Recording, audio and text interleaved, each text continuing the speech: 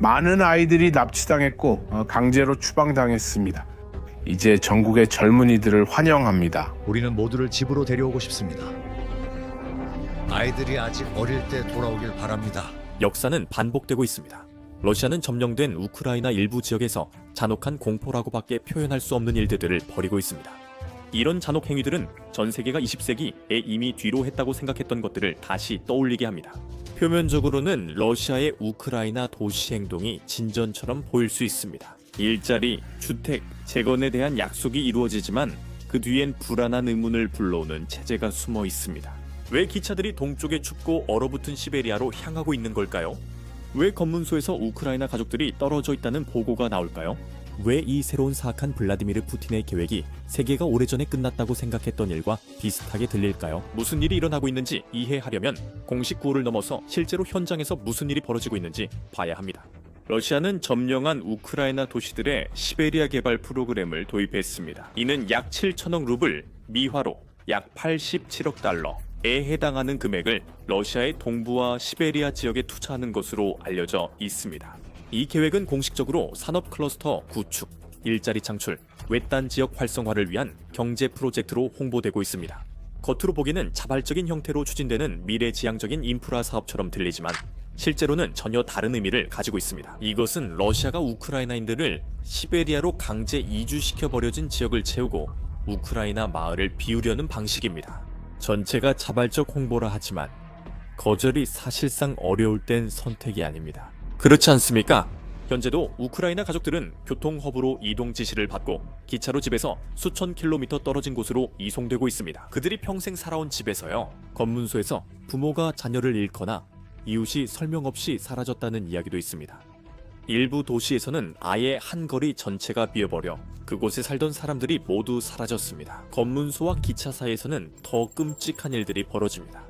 러시아는 도네츠크와 자포리자 주 전역에 걸쳐 역과 센터 네트워크를 구축했으며 최소 40곳 이상의 시설이 여전히 운영 중입니다. 지금 이 순간에도 남성들은 따로 불려나가 신문을 받고 때로는 구타를 당하거나 더 심한 일을 겪기도 하며 이후 러시아 연방보안국 데이터베이스를 통해 조회됩니다. 신뢰받지 못한 사람은 사라집니다. 여성과 아이들은 며칠간 경납고 바닥에서 대기합니다. 서류에 마침내 도장이 찍히면 가족들은 각자 여행 가방 하나씩을 건네받고 플랫폼으로 이동하게 됩니다. 모스크바는 이를 보안 심사라 하지만 경험자들은 소운송차가 달린 새 루비앙카라 부릅니다. 러시아 관리들은 계속해서 이것이 기회라고 말하지만 자세히 볼수록 점점 분명해집니다. 이것은 외딴 지역 지원을 위한 것이 아닙니다. 이것은 우크라이나인들을 그들의 땅에서 내쫓아 러시아 깊숙한 곳으로 옮겨 그들을 더 쉽게 통제하려는 것입니다. 모스크바에 할당량이 있다는 사실이 드러났습니다. 각 점령 지역마다 몇 가구를 처리해야 하는지, 몇 명의 아이들을 시베리아 학교에 입학시켜야 하는지, 그리고 노동력 부족을 메우기 위해 몇 명의 노동자를 보내야 하는지에 대한 수치가 할당되어 있습니다. 현지 행정당국은 수치에 대해 협상 없이 사람들의 의지와 무관하게 단순히 집행합니다. 그리고 순응한 사람들에게도 시베리아는 새로운 시작이 아닙니다. 가족들은 무너지는 기반시설, 혹독한 겨울, 그리고 끊임없는 체제의 감시와 추방 시도를 겪게 됩니다. 기회라고 약속되었던 것은 유배처럼 느껴집니다. 러시아의 프로그램은 재정착이 아닌 강제 이주로 할당량에 따라 삶이 뿌리째 뽑힌 사람들이 먼 곳으로 보내집니다. 이것은 점령된 우크라이나 전역에서 조용히 지속되는 인구 공학으로 놀랍게도 전혀 새로운 일이 아닙니다. 이것이 상황을 더 소름 끼치게 만듭니다. 역사는 반복되고 그 메아리는 무시할 수 없습니다. 오늘날 러시아가 점령된 우크라이나에서 하고 있는 일은 한때 소련이 악명 높은 굴라그 시스템으로 했던 일과 놀라울 정도로 비슷해 보입니다. 굴라그는 단순한 감옥이 아니라 시베리아 등 외딴 지역에 퍼진 방대한 강제노동 수용소 네트워크였습니다. 정치적 반체제 인사, 소수민족, 불충성 혐의의 평범한 시민 등 수백만 명이 체포돼 동쪽으로 보내졌습니다. 공식적으로는 재교육과 생산적 노동을 언급했지만 실제로는 통제 목적이었습니다. 가족이 흩어지고 공동체도 무너졌습니다.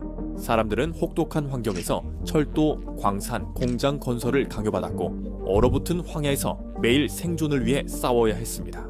이제 시베리아 개발 프로그램을 보십시오. 말은 다르지만 논리는 같습니다. 우크라이나인들에게 기회가 주어진다 하지만 동쪽으로 가는 기차들은 다른 이야기를 합니다.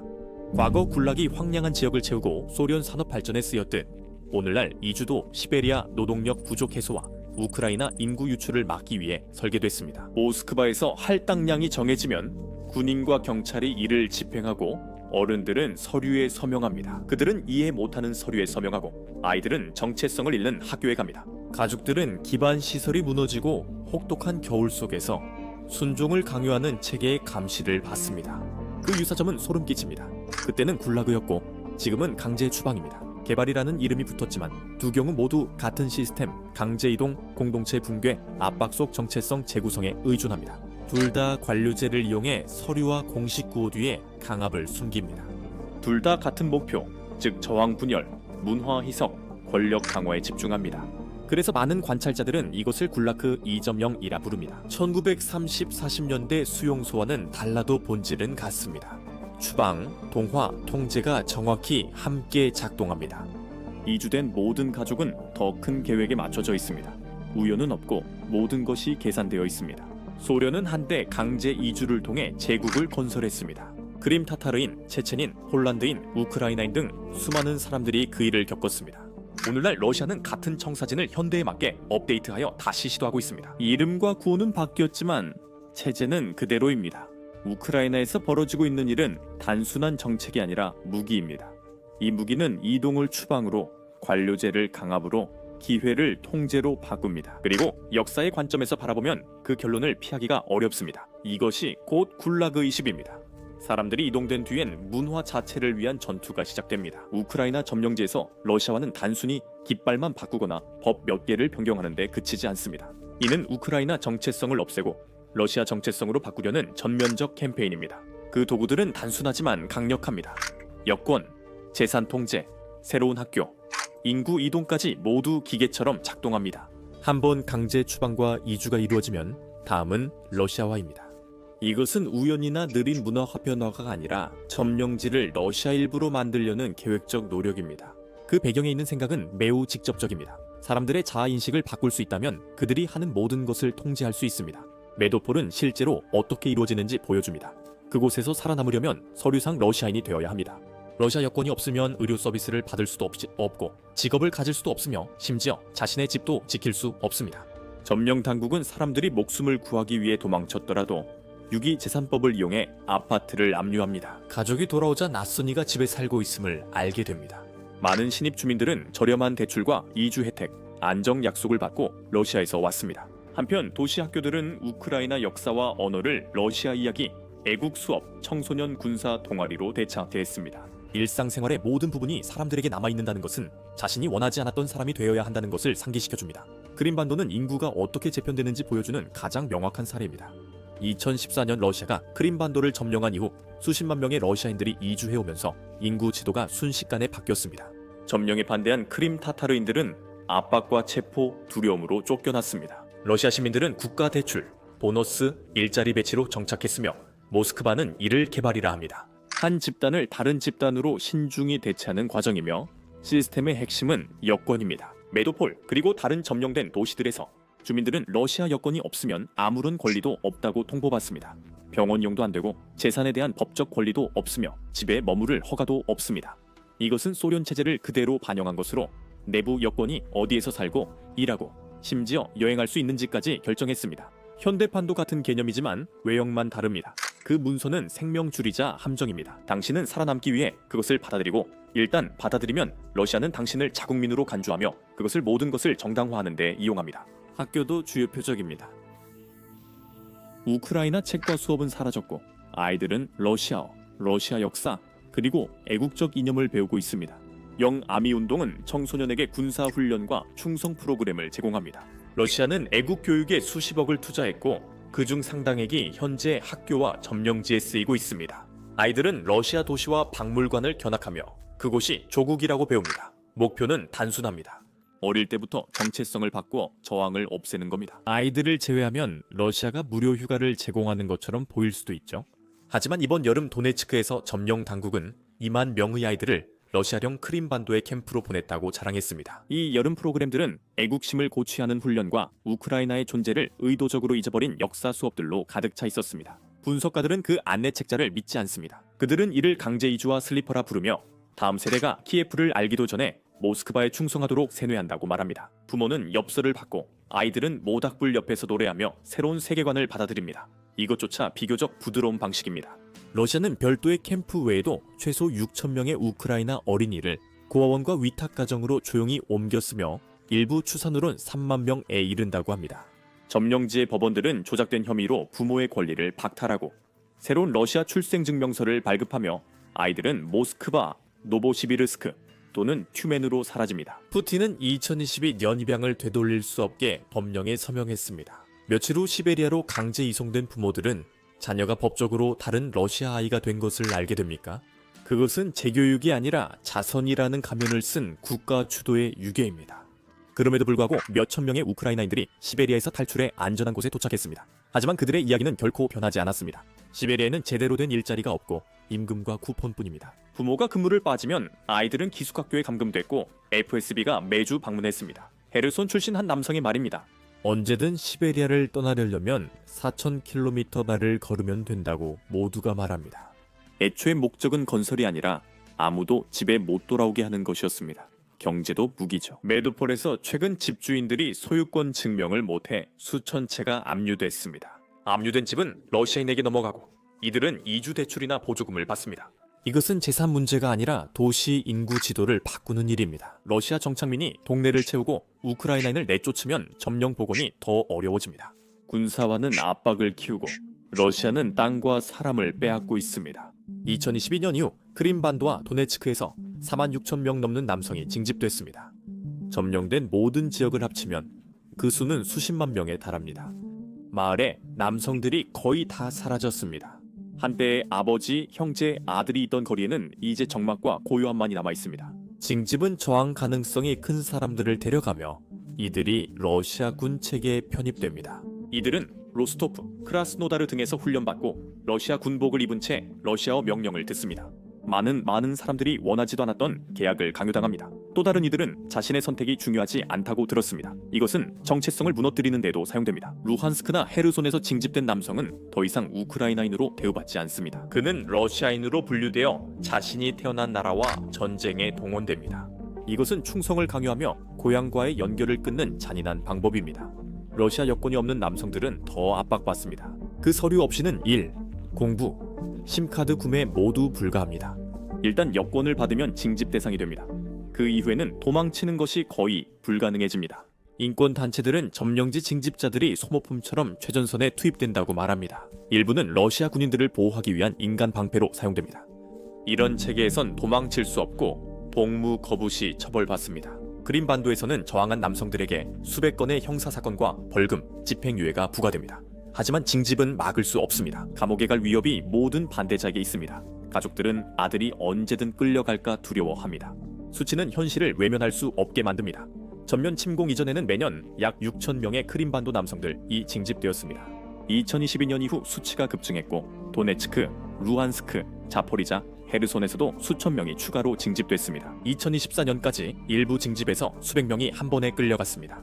러시아 국방부는 계속 정상이라 주장하지만 진실은 분명합니다. 이 지역들은 모스크바 전쟁에 소모되고 있습니다. 2025년에 이 일이 얼마나 빨리 진행될까요? 현지 보도에 따르면 러시아는 10월 점령지에서 기존 봄, 가을 징집 주기를 없애고 연중 징집제로 바꿨습니다. 이제 밀리토폴과 베르디안스크 등에서는 몇 주마다 300, 500명의 남성, 이 전 연령대에서 강제 징집되고 있습니다. 모스크바는 더 이상 계절을 기다리지 않고 필요할 때마다 필요한 사람들을 잡아가며 전쟁터를 계속 유지하고 있습니다. 인구 구조가 변하고 피해가 곳곳에 있습니다. 가족들은 지지자를 잃고 있습니다. 아이들은 부모 없이 자라고 여성들은 가족을 혼자 돌봅니다. 많은 징집 남성들은 돌아오지 않습니다. 크림반도에서 수천 명이 사망하고 많은 이들이 실종 또는 포로가 됐습니다.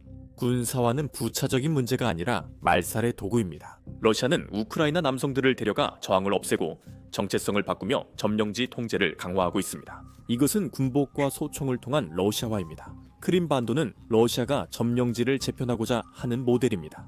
병합 후 관리, 경찰, 판사들이 러시아에서 오고 곧 정착민들도 몰려왔습니다. 한 걸음씩 이 지역은 변화해 재산, 학교, 문화, 거리 모두 크림반도보다 러시아 같아졌습니다. 시간이 지나면서 병합이 식민지화로 바뀌었습니다. 이제 같은 방식이 도네츠크, 루안스크, 자포리자, 헤르손에서도 사용되고 있습니다. 문화가 모스크바 이야기로 재구성되고 러시아 언론이 우크라이나 뉴스를 대체하고 있습니다. 애국 콘서트, 퍼레이드, 벽화가 러시아군을 기념합니다. 우크라이나 상징은 메토폴라에서 하룻밤 새 사라집니다. 사람들은 항상 누군가 듣고 있어 말을 조심한다고 합니다.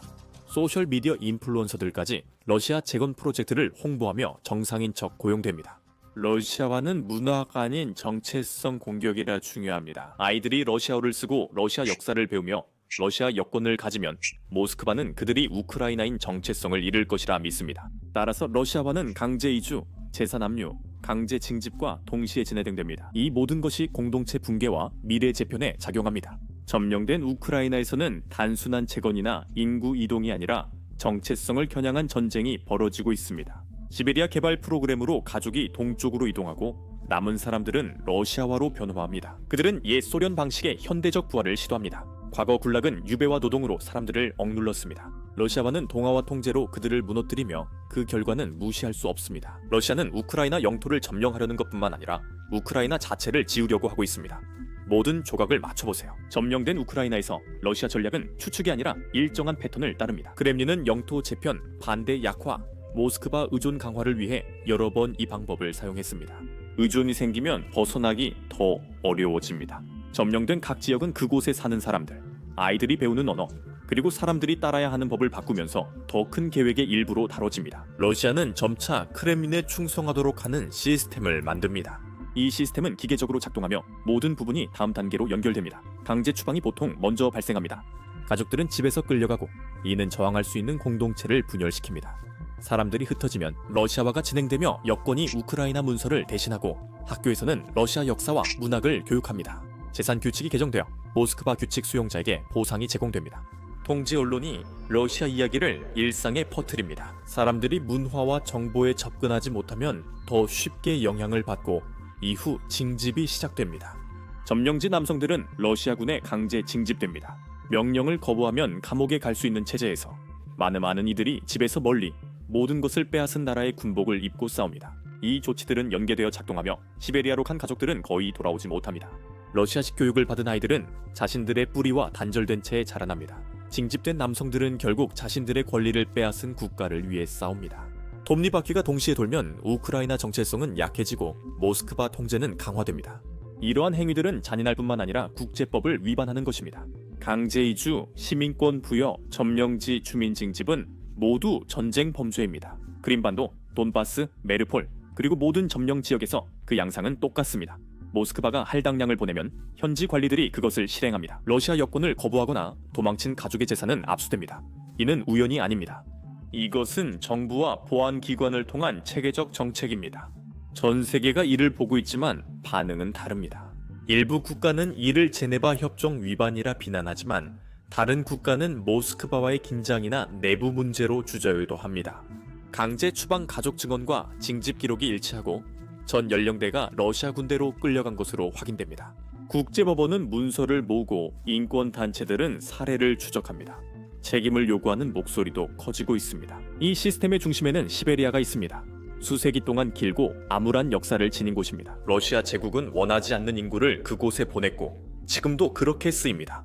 우크라이나에서 끌려온 가족들은 수천 킬로미터 떨어진 혹독하고 추운 곳, 그리고 국가에 의존해야 하는 환경에 도착합니다. 보내지는 것입니다. 이것은 기회에 관한 것이 아니라 고립과 통제에 관한 것입니다. 사람들을 집에서 멀리 떨어뜨려 돌아오기가 거의 불가능해집니다. 또한 많은 이들이 간과하는 경제적 측면도 있습니다.